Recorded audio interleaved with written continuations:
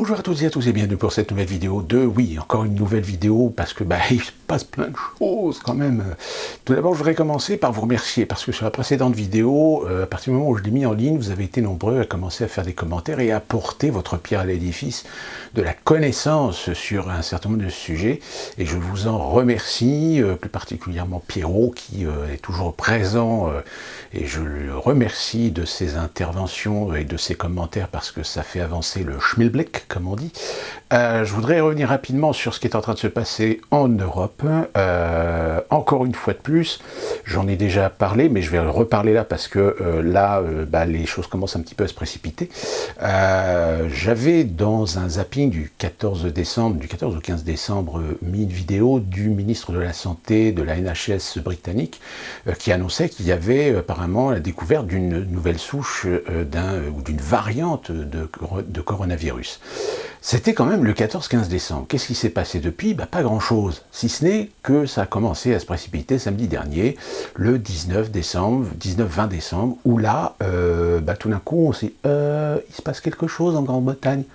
5 jours de réaction. 5 jours de réaction, sauf que c'est trop tard. C'est trop tard, pourquoi? Parce qu'en 5 jours, il y a des tas de gens qui sont venus de Grande-Bretagne, il y a des tas de gens qui étaient peut-être justement dans le sud-est de l'Angleterre, là où le foyer semble se concentrer, et on a déjà un cas en Italie qui a été détecté, et l'Allemagne vient de décider de mettre plus ou moins, je dirais, en quarantaine tous les passagers qui proviennent de Grande-Bretagne et ont sur le point de fermer les lignes concernant les liaisons avec les Grande-Bretagne.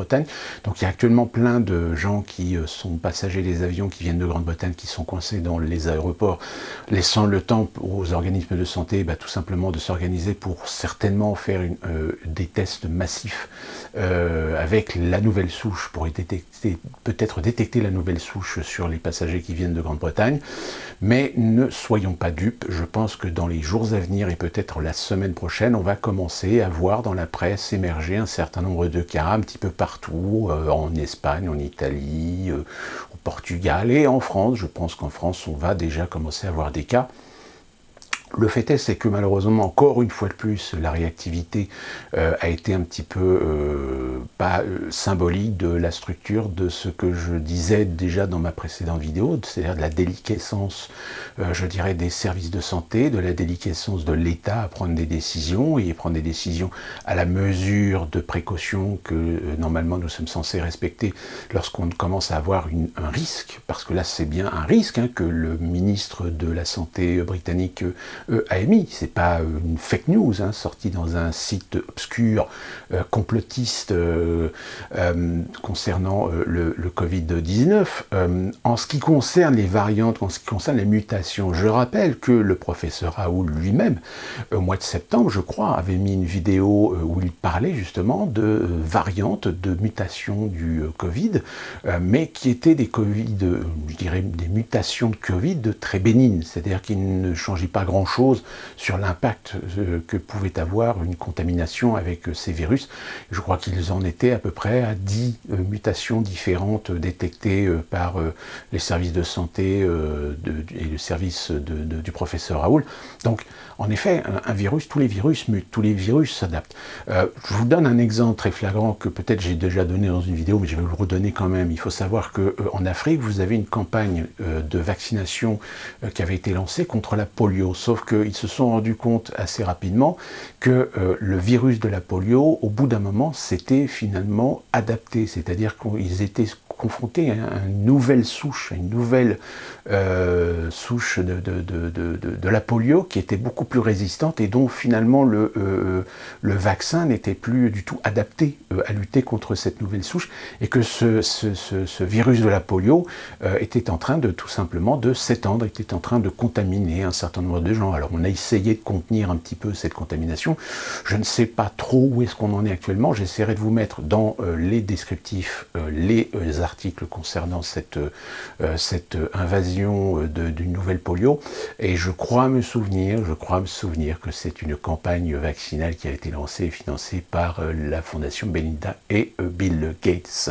Donc c'est pour ça que cet article avait plus ou moins attiré l'attention d'un certain nombre de gens concernant cette problématique, ce phénomène, dont évidemment aucun média mainstream n'a parlé concernant les virus.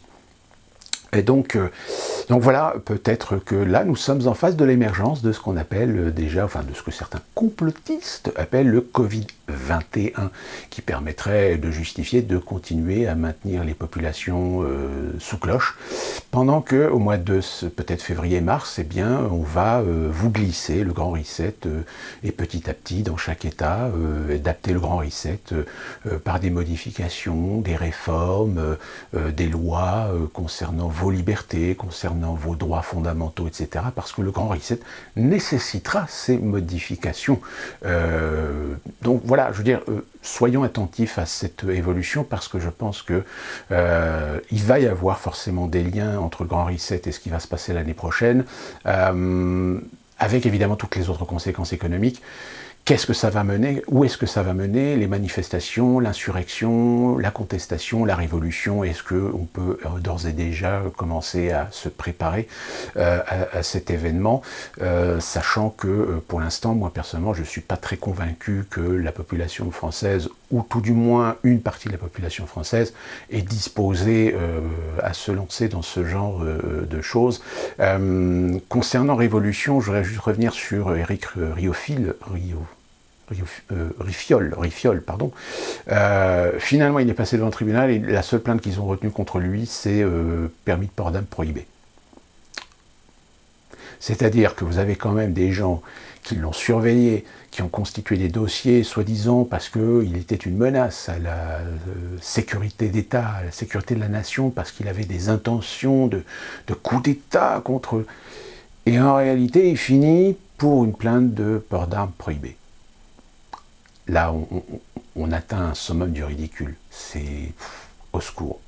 Autre info, bon, celle-là un petit peu plus légère, quoique plutôt grave aussi, il y a eu les élections de Miss France.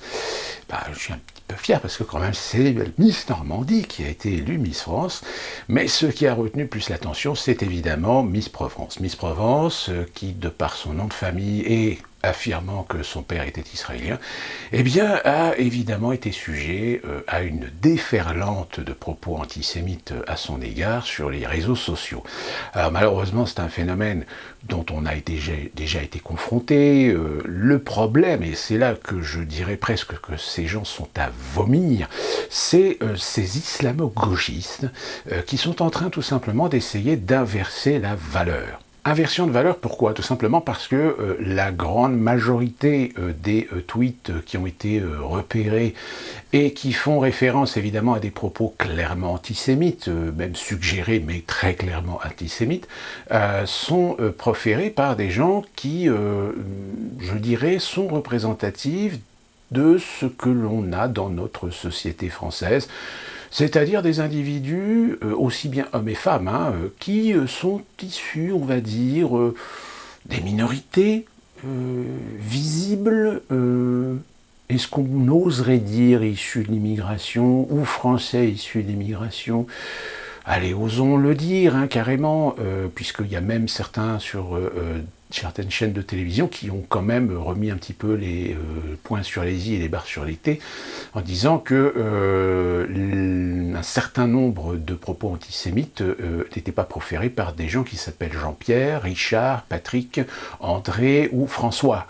Mais les islamo-gauchistes, bien conscients de la problématique, eh bien, se sont mis tout simplement à tweeter depuis maintenant une journée des tweets tout simplement pour essayer d'inverser les valeurs. Nous avons par exemple des gens qui commencent à dire voilà, encore une fois de plus, la fachosphère qui se réveille, etc. Où c'est voilà, l'exècre de l'extrême droite dans ses valeurs. Et on a même le journal Voici qui s'est enorgueilli d'un article dans lequel il très clairement accuse les mouvances. Alors il fait attention, la plupart étant d'extrême droite. La plupart étant d'extrême droite. Non, c'est pas la plupart ne sont pas d'extrême droite. La plupart sont majoritairement même des individus dont je nommerai pas l'origine parce que je pense qu'on la devine tous. Et de ce fait, encore une fois de plus, eh bien, on se rend compte qu'il y a des gens qui essaient de les protéger, voilà, qui essaient de détourner un petit peu le regard, qui essaient d'inverser la valeur pour détourner le fait que bah, cet antisémitisme est clairement un antisémitisme maghrébin, un antisémitisme noir, un antisémitisme d'origine émigrée, même si, encore une fois de plus, hein, on ne va pas aller dans le détail pour savoir si ces individus sont d'origine française ou non. Ils sont français, certainement, même, je dirais, par naissance. Je dirais même que certains n'ont strictement aucune connaissance ni aucune culture de leurs origines, de leurs racines. Mais parce que voilà, parce qu'ils sont empreints de cette haine qu'ils ont envers Israël, envers ceux qui sont les pourfendeurs de la Palestine. Alors attention, attention, je tiens à préciser, je ne suis pas pro-palestinien, je ne suis pas pro-israélien non plus. Je suis de ceux qui considèrent que de toute façon, à partir du moment où vous avez un territoire qui est revendiqué par deux peuples, par deux cultures différentes, et ben de toute façon, ne cherchons pas midi à 14 h, c'est un conflit éternel, c'est un conflit interminable, même si on a espéré des espoirs de paix, mais le problème, ça voudrait dire qu'Israël accepte donc de céder une autonomie, de céder une reconnaissance en tant qu'État souverain de la Palestine, ce que, évidemment, ceux qui sont au pouvoir aujourd'hui en Israël n'ont absolument pas envie. Et sachant que majoritairement, l'un des pouvoirs les plus importants aujourd'hui d'Israël, c'est le pouvoir sioniste.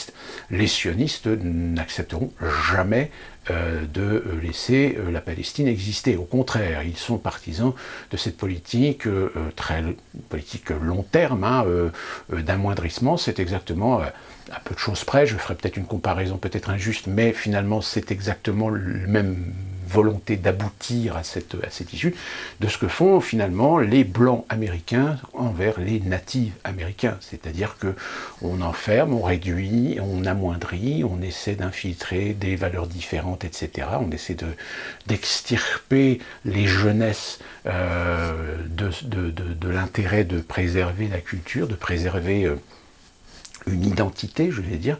Comme je l'avais expliqué hein, dans une de mes vidéos, moi j'ai un de mes collègues qui est une origine native, mais qui refuse et qui réfute complètement ses origines pour se considérer en tant qu'américain et non plus...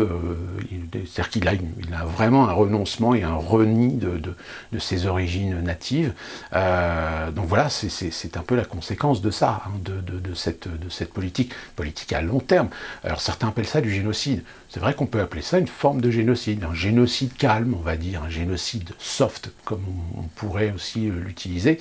Mais là encore, évidemment, c'est un débat qui suscite bien des passions, bien des convictions, de part et d'autre. Et de ce fait, malheureusement, aujourd'hui, c'est exactement la même chose en ce qui concerne encore cette affaire, ce scandale, concernant cette jeune fille, cette jeune femme, Miss Provence, qui aujourd'hui a été sujet à des insultes et à des sous-entendus antisémites. Mais là, encore une fois de plus, hein, comme je le dis, on est dans une guerre de tranchées idéologique, hein, claire et nette. C'est-à-dire qu'on veut essayer de gérer les choses en faisant de la conviction de ne pas faire de l'amalgame. Hein, c'est pas parce que des Maghrébins, c'est pas parce que des Noirs ont des propos antisémites que forcément tous les Maghrébins, que tous les Arabes, que tous les musulmans, que tous les Noirs africains sont antisémites. Bien sûr que non, puisque de toute façon, quand on regarde les comptes de ceux qui ont proféré ces insultes antisémites, on se rend compte qu'ils sont une honte, en effet, pour ceux qui se prétendent vouloir appartenir en matière de communauté, en matière d'origine, mais ils ont un niveau culturel égal à zéro, c'est-à-dire que ce sont des crânes de piaf, hein, ce sont des purs produits d'ailleurs de la société de consommation au lieu de revendications ou d'individus conditionnés, je dirais, à des idéologies salafistes ou je ne sais quoi d'autre. Non, ce sont purement des paumés, c'est des individus qui... excusez-moi l'expression, mais c'est des individus qui malheureusement n'ont jamais reçu des baffes ou de coups de pied au cul pour remettre un petit peu les idées en place. Alors on va me dire que je suis vieux jeu, ben non, je suis pas vieux jeu, moi je fais partie de cette génération qui a pris des coups de pied au cul, qui a pris des claques, et j'en suis pas mort. Même psychologiquement, hein, je suis très bien équilibré, je rassure. Donc voilà, je veux dire, après, il faut pas prendre les choses aussi au premier degré, mais malheureusement, on a une fâcheuse tendance d'un côté comme de l'autre à faire des amalgames un peu rapides envers des individus qui en réalité se donnent une image, se donnent une réputation et je dirais même instrumentalisent des phénomènes communautaires à leur profit pour se protéger de ceux qui font comme conneries finalement, parce que quand on a des propos antisémites comme ceux que certains ont tenus, eh bien si on les attaque, eh bien je suis pas certain que la recette de dire vous m'avez insulté, vous êtes raciste, non, je pense qu'il y a un moment donné, il va falloir remettre les choses un petit peu au clair. Et donc c'est encore une affaire qui rejoint un petit peu l'affaire Mila finalement, puisque Mila, qui récemment a été malheureusement virée de son école militaire parce que l'école militaire ne peut pas gérer sa protection. Encore une fois de plus, la liberté d'expression est encore mise à mal, c'est-à-dire qu'on veut de la liberté d'expression, mais pas trop, quand même. Voilà, faut pas... non, la liberté d'expression, c'est... La laïcité, j'ai fait une vidéo là-dessus, je vous invite à aller la voir, hein, je remets ça là-dessus, je mets un petit peu les choses au carré. La laïcité, c'est toujours facile de se planquer derrière la laïcité quand on n'est pas capable, à un moment donné, de la comprendre et d'en détenir un petit peu les tenants et les aboutissants, pour comprendre que c'est pas aussi simple, que l'affaire est bien plus compliquée, parce que si on brandit le poing, et c'est pareil pour les droits de l'homme, hein, brandir le poing des droits de l'homme est une chose, le problème c'est que les comprendre, les interpréter et les voir dans leur application réelle, c'en est une autre. Revenons aussi sur une autre information qui est passée un petit peu inaperçue, c'est il y a de cela quelques semaines, Vladimir Poutine a répondu à plusieurs questions de certains journalistes et intervenants, que ce soit russes ou étrangers. Et pendant cette intervention, il a été très clair.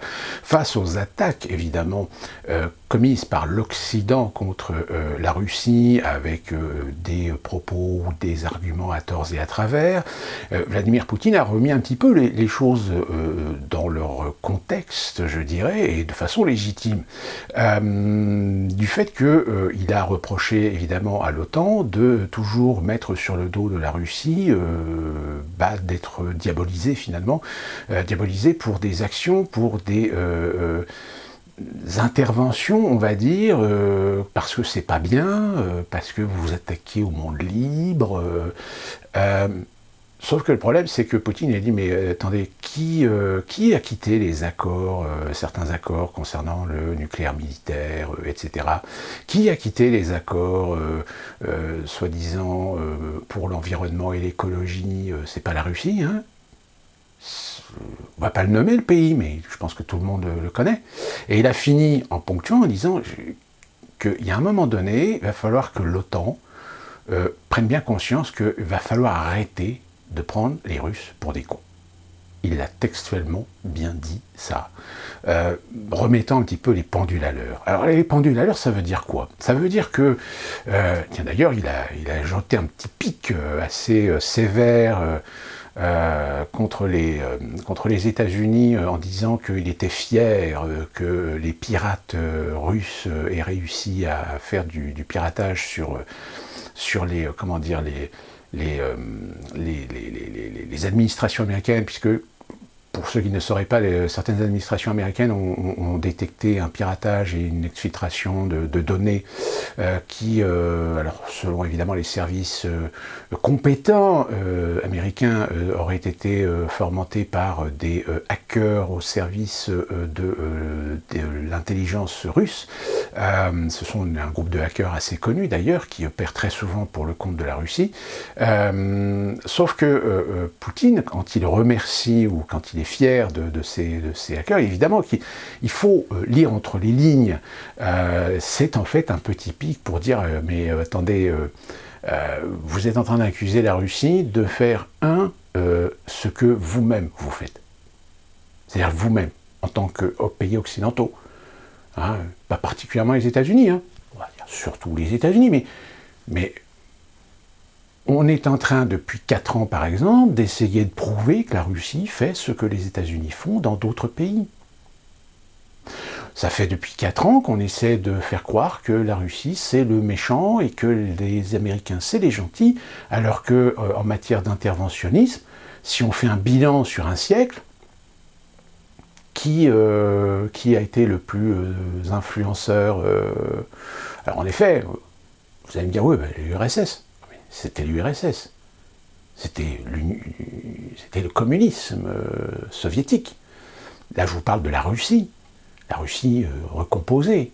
Hein, je veux dire, à part quelques interventions, et encore sous alliance, on va dire, que ce soit la Syrie, par exemple, ou l'Ukraine.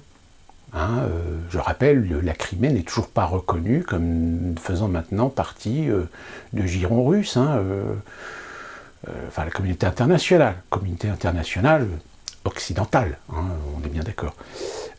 Et donc, de fait, c'était une façon pour Poutine de remettre un petit peu les pendules à l'heure, c'est de dire, attendez, nous on fait ce qu'on a à faire pour protéger les intérêts de notre pays, tout comme les autres le font aussi.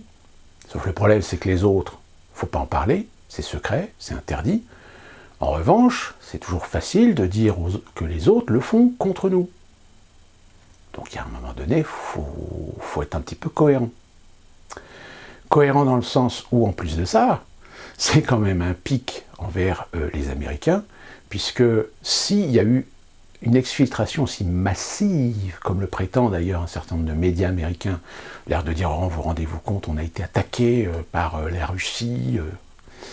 Moi, j'y vois plutôt quelque chose qu'une simple attaque. Je dis, mais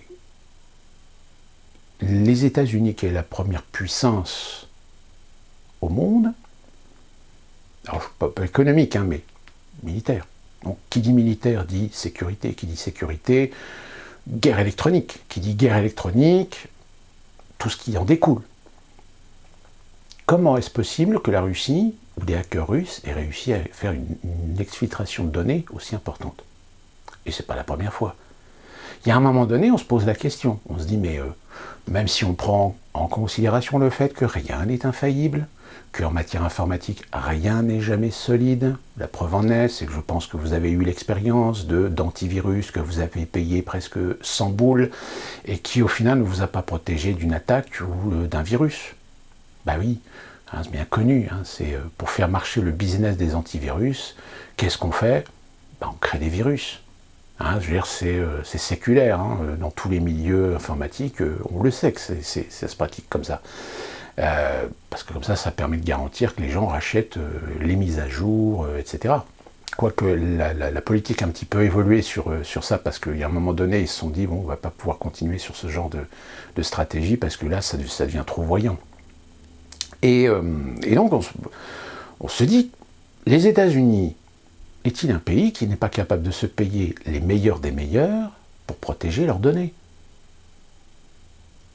C'est-à-dire que là, ça fait quand même un certain nombre de failles assez importantes qui ont eu lieu dans des services, dans des administrations américaines. En effet, après on peut dire que les États-Unis est peut-être le pays le plus ciblé. D'ailleurs, je ne sais pas si vous avez déjà vu ce site internet qui relate un petit peu, qui référence l'ensemble des attaques de pirates ou des attaques d'espionnage sur les réseaux informatiques. Vous verrez quand vous enclenchez le site, j'essaierai de le retrouver et de vous le mettre en descriptif, et vous verrez que les attaques, elles viennent essentiellement, en grande majorité, de Chine et des États-Unis. Hein, alors vous voyez les courbes, vous savez, ça fait un petit peu comme le jeu, le film dans le Wargame, vous savez, vous suivez les traces des missiles. Et bien là, c'est pareil, c'est ainsi, vous avez une map, et vous voyez des faisceaux qui partent un petit peu comme ça, alors qui partent d'une base, c'est-à-dire que là, c'est le pays d'où l'attaque vient, et va attaquer tel endroit, etc. Alors après, vous avez un listing beaucoup plus complet, technique, etc. Mais vous voyez, hein, ça part dans tous les sens, et vous voyez tout de suite quels sont les pays les plus ciblés, et ceux qui attaquent le plus. C'est assez intéressant, c'est assez même impressionnant, parce que c'est... là, quand je vous dis attaque, rien qu'en disant le mot attaque, vous avez déjà presque peut-être 1000 ou 10 000 attaques qui ont déjà circulé à travers le monde. Donc vous voyez, c'est quelque chose qui est très constant et qui est avec des fréquences énormes. Donc il faut forcément des outils qui sont capables de... avec des très hautes fréquences, hein, un peu comme les hautes fréquences du trading, de gérer toutes les attaques, puisque je crois qu'aujourd'hui, vraiment les gros hackers sont capables de faire des attaques simultanées à partir de différents endroits pour justement saturer complètement ce qu'on appelle les pare-feux, hein, c'est-à-dire les protections, de telle manière qu'au bout d'un moment les pare-feux finissent par sauter parce qu'il y a tellement d'attaques, il y a tellement de tentatives de pénétrer des systèmes qu'au bout d'un moment les systèmes de protection ne font plus leur office. Et là, c'est parti, ça rentre. Donc voilà, c'était le petit côté technique si vous n'étiez pas un petit peu au courant de comment ça se passait. Donc en effet, encore une fois de plus, Poutine, là, il a dit les choses très clairement. Alors attention, encore une fois de plus, je ne suis pas un pro-Poutine. Je dis simplement, c'est qu'à un moment donné, il faut être lucide, il faut être clair. Quand vous avez un chef d'État qui essaie de défendre les intérêts de son pays sur les plans économiques, souverainistes, culturels, etc., je pense qu'il est assez malaisé de condamner, de montrer du doigt Poutine comme étant un dictateur, parce qu'il ne plie pas aux doctrines que nous pratiquons et que nous voyons pratiquer en Europe. Ne serait-ce pour l'exemple de LGBT par exemple, hein. Combien de gens j'ai entendu dire oui mais Poutine c'est un homophobe, etc. Non, c'est pas un homophobe, c'est seulement qu'il veut lutter contre la promotion et contre les business LGBT en Russie. C'est ça contre quoi il veut lutter. Il n'est pas il n'est pas homophobe. Après qu'il y ait un problème de culture dans la société russe pour l'acceptance de l'homosexualité, ça c'est un autre problème. Hein, mais la politique de Poutine vis-à-vis des homosexuels, il n'y a pas d'interdiction de l'homosexualité en Russie, que je sache.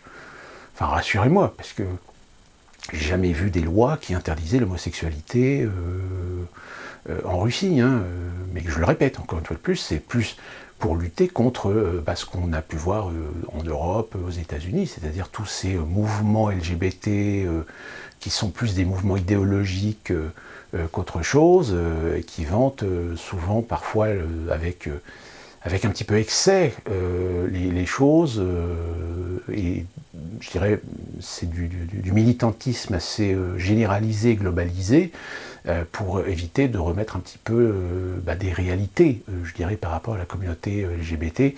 Ce qui fait d'ailleurs, malheureusement, il y a beaucoup de gens qui, dans l'inconscient collectif, croient que les LGBT, c'est toutes les folasses qu'on voit dans les gay pride, par exemple, hein, alors que pas du tout. Je veux dire...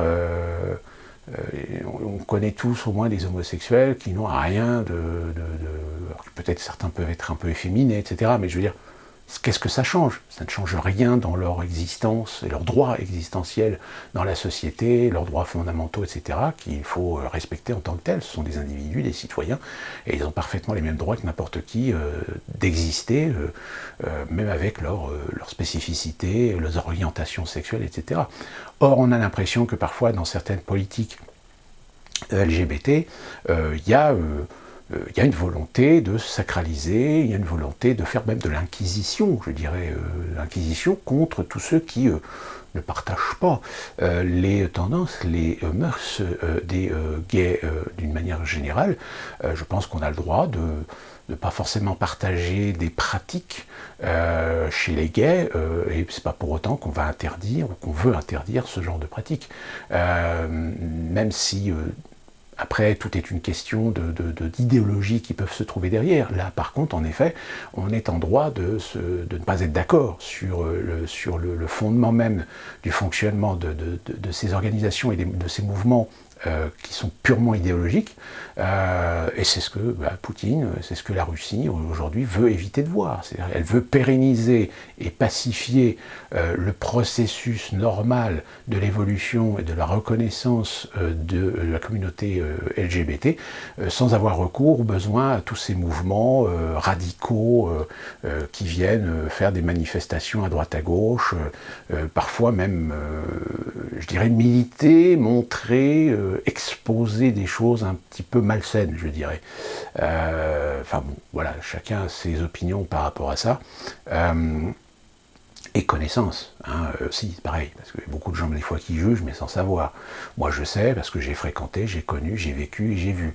Donc c'est une chose là-dessus sur laquelle j'ai mon opinion et qui me permet de faire la différence et d'avoir toujours eu de très bonnes relations avec des homosexuels. La preuve c'est que même mon beau-frère est homosexuel, donc je n'ai absolument aucun problème avec lui et on a de très bonnes relations.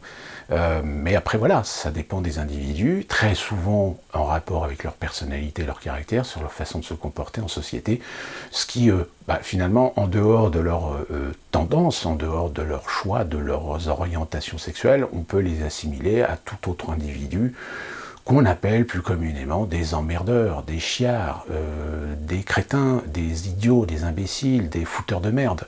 Hein, voilà, je pense que tout peut se résumer à partir de là.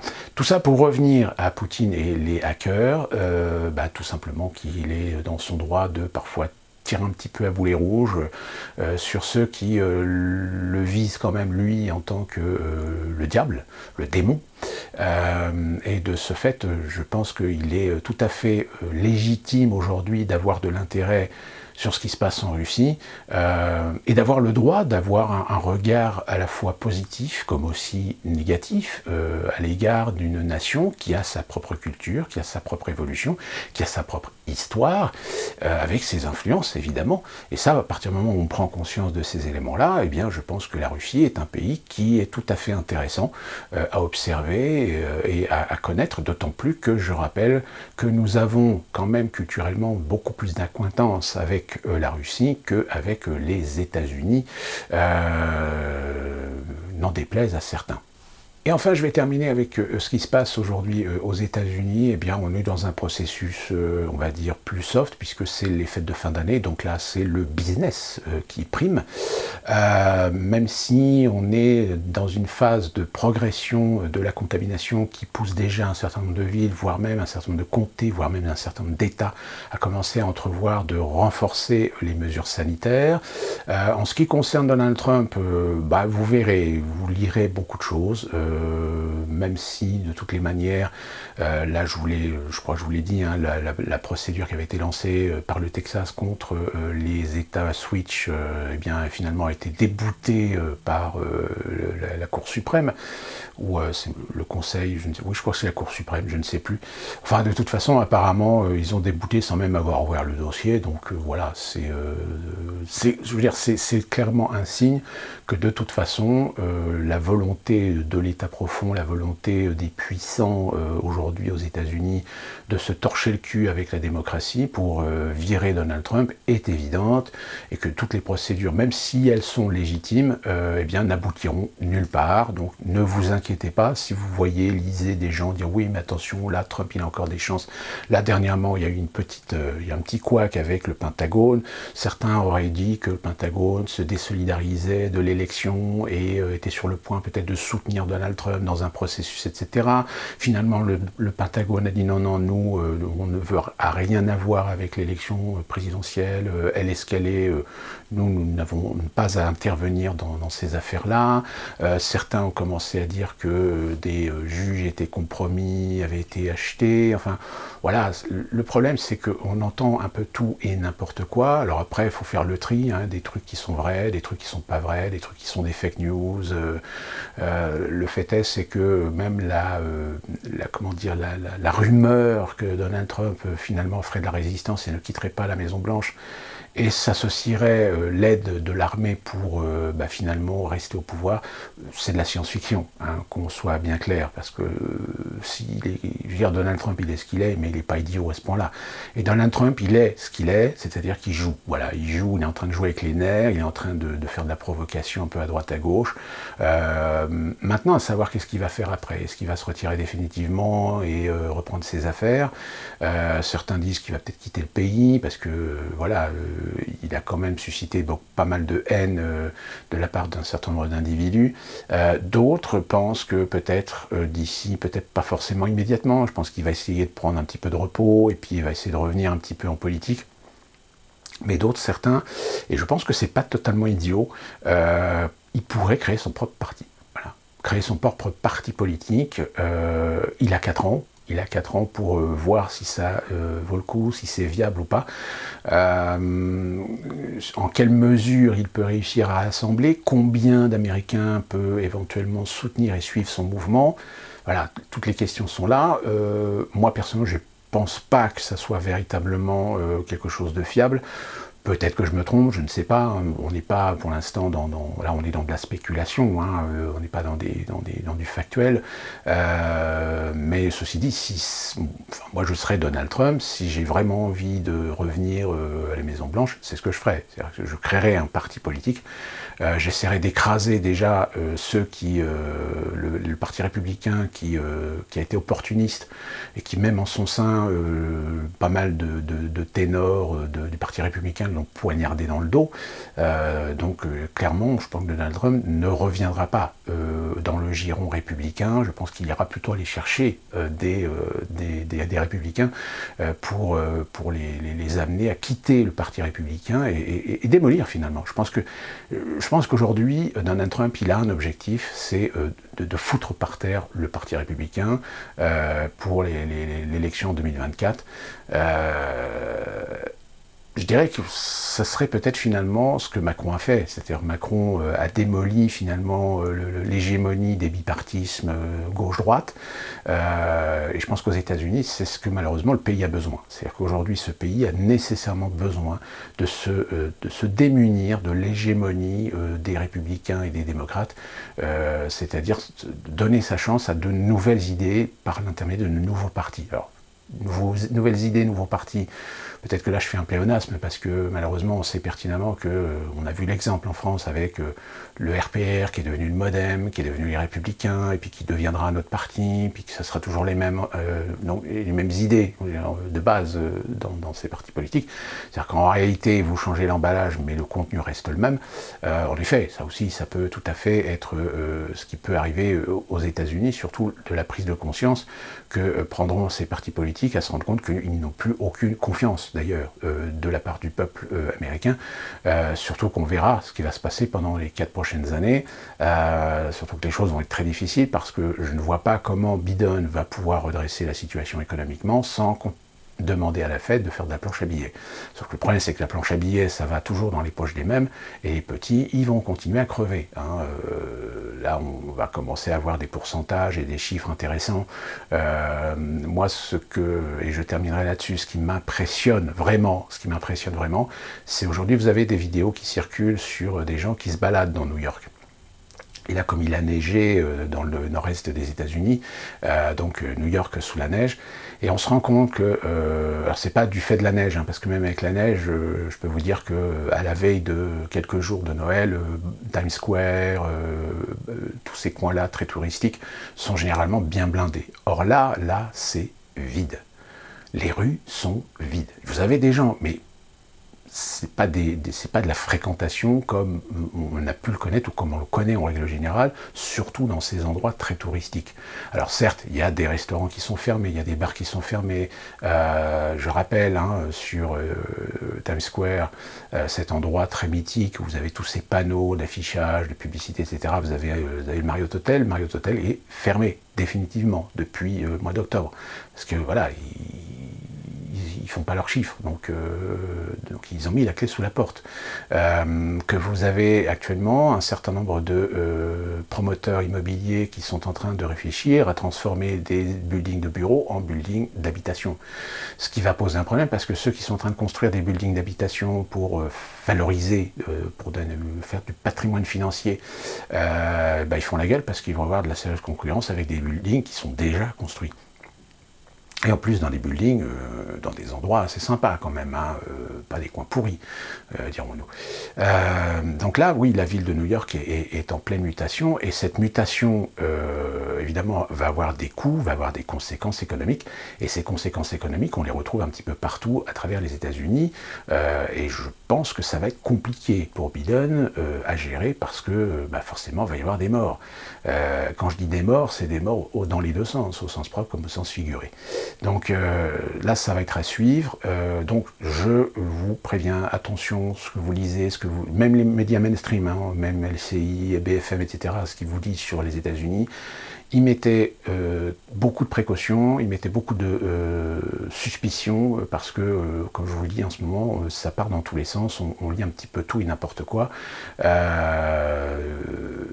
Et puis voilà, faut fouiller un petit peu, mais bon, voilà, après, il faut évidemment connaître l'anglais, aller dans de la presse anglo-saxonne pour lire des choses, pour essayer d'entrecouper et essayer d'analyser un petit peu les choses, mais ne vous inquiétez pas, quand j'aurai des éléments d'information un peu plus probants et un peu plus clairs d'ici le début de l'année prochaine, parce que je le rappelle, hein, de toute façon là, tout le monde est en train de commencer à faire ses bilans de l'année pour essayer de voir un petit peu où est-ce qu'on en est. Moi, je peux juste vous dire que la plupart des gens qui travaillent dans les bureaux aujourd'hui ont reçu confirmation qu'ils ne reprendraient pas leur place dans les bureaux l'année prochaine. C'est-à-dire qu'il n'y a pas de date. On ne dit pas que vous allez rester chez vous, mais on ne dit pas que peut-être vous allez revenir. Voilà, on laisse vraiment une option de dire, non, finalement, maintenant vous allez travailler chez vous tout le temps. On a déjà certains secteurs qui commencent déjà à réfléchir à s'adapter à la situation. Donc voilà, je veux dire, je vous rappelle quand même qu'aux États-Unis, vous avez beaucoup d'employés qui ont été mis au télétravail chez eux le 26 au fin février. Je rappelle, l'OMS a déclaré la pandémie mi-mars. Donc ça veut dire que des entreprises étaient au courant qu'on allait atteindre un niveau pandémique. Bien aujourd'hui, sachez que les grandes entreprises sont parfaitement informées et savent, pour leur gestion, pour leur développement, ce qui va se passer l'année prochaine. Donc, suivez bien ce qui se passe en France. Voyez ce qui va se dire, se promulguer, se négocier, surtout les syndicats. Observez bien les syndicats. Si les syndicats font pas mal de réunions en ce moment, ou vont être amenés l'année prochaine, en début d'année, à faire pas mal de réunions, de négociations, etc., parce que vous inquiétez pas, ça ne sera pas dit sur BFM ou LCI, etc., attendez-vous à ce qu'il y ait des mouvements et des changements fondamentaux, voire même cruciaux, l'année prochaine, et forcément derrière va y avoir des conséquences. Une petite pensée pour mes amis du cinéma. Je sais qu'aujourd'hui il y avait un conseil d'État pour essayer de statuer, savoir si les cinémas et les théâtres allaient pouvoir réouvrir au moins pour les fêtes de fin d'année. Je n'ai pour l'heure actuelle pas d'information de savoir quelle décision a été donnée, donc croisons les doigts pour eux. Et puis d'ici là, qu'on se retrouve pour une prochaine vidéo. Je ne sais pas si j'aurai le temps de faire une autre vidéo d'ici Noël. Ça m'étonnerait, je pense, ou à moins qu'il y ait vraiment un gros événement sensationnel. Eh bien, permettez-moi de vous souhaiter un joyeux Noël, fêtez en famille, attention, pas plus de 6, distanciation sociale, masque, les vieux à la cuisine. Portez-vous bien.